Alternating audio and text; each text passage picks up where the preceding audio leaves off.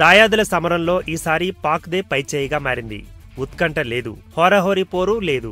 ప్రేక్షకులు ఉస్సురుమన్నారు.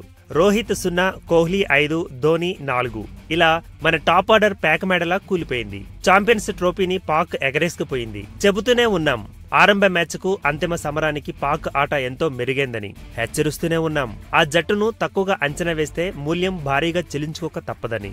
ఏ అవకాశాన్ని వదలకూడదని. కానీ ఏం లాభం? ఆదిలోనే వేశాడు బుమ్రా తప్పటడుగు. ప్రత్యర్థి ఓపెనర్ ఫకర్ జమాన్ ను వెనక్కి పంపే అవకాశాన్ని వదిలేశాడు. దాంతో 3 పరుగుల వద్ద అవుట్ అవ్వాల్సిన జమాన్ కెరీర్లో తొలిసారిగా 3 అంకెల స్కోర్ చేసేశాడు. జట్టుకు 300 పైచిలుకు స్కోరును అందించాడు. ఇక మన బౌలర్లు తేలిపోయిన చోట ప్రత్యర్థి బౌలర్లు చెలరేగిపోయారు. వారి బ్యాట్స్మెన్ పరుగులు మోతెక్కించిన పిచ్ పై మన వీరులు నేలచూపులు చూశారు.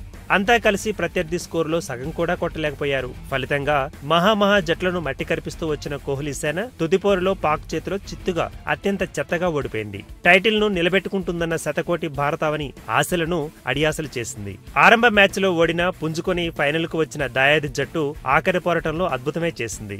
ఆల్రౌండ్ షోతో కోహ్లీ సేనను మట్టి కరిపించింది. కొన్నేళ్లుగా ఐసీసీ టోర్నీలో తమపై భారత్ కొనసాగిస్తున్న జైత్ర యాత్రకు బ్రేకులు వేసింది. ఛాంపియన్స్ ట్రోఫీలో తొలిసారిగా టైటిల్ పట్టేసింది. 2009 టీ20 వరల్డ్ కప్ తర్వాత మళ్లీ ఐసీసీ టోర్నీని అందుకుంది. ఫిక్సింగ్ కళంకాలు, అంతర్గత కుమ్ములాటలతో మసకబారిపోతున్న మన ఖ్యాతికి కొత్త వెలుగులు అద్దింది. మునిగిపోతున్న తమ దేశ క్రికెట్ కు కొత్త మార్గం చూపింది.